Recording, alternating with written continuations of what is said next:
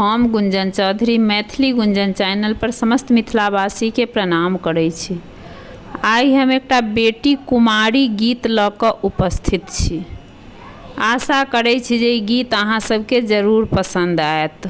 जाहे दीना आहे बेटी तोहे अवतार लेलौं, ताहि दीना भेला विषमाद हे। चिंता निंदा हरिता भेला बेटी, थिरा नाही रहला ज्ञाना हे। पुत्र जँ होइतै बेटी बजैता बधाइया, धिया के जनम विषमाद हे।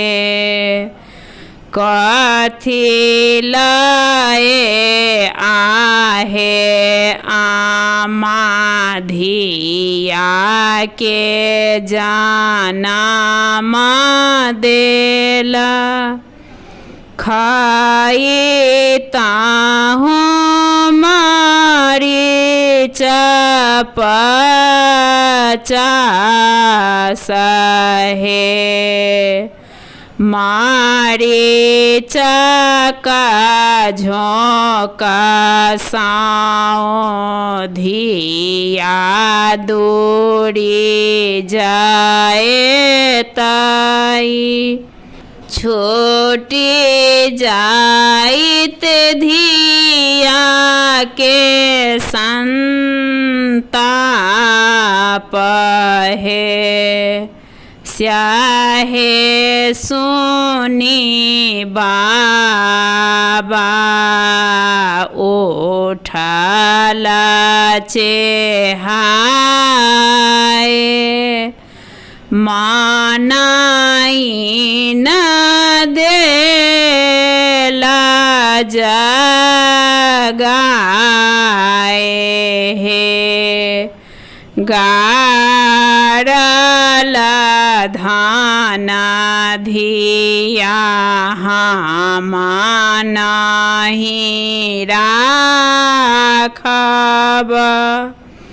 आब धिया होए तबियाह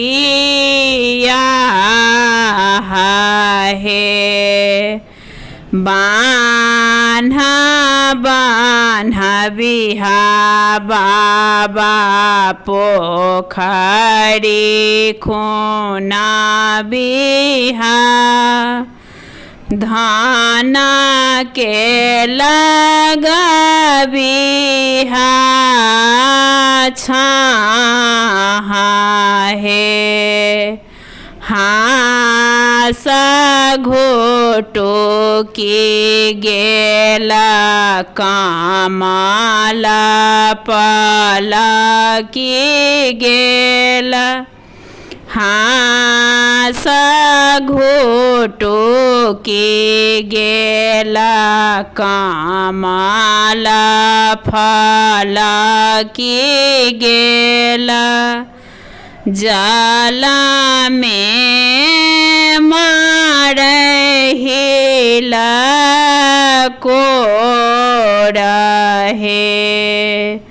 ईसरो बड़ बाबा जय तू का मांगए,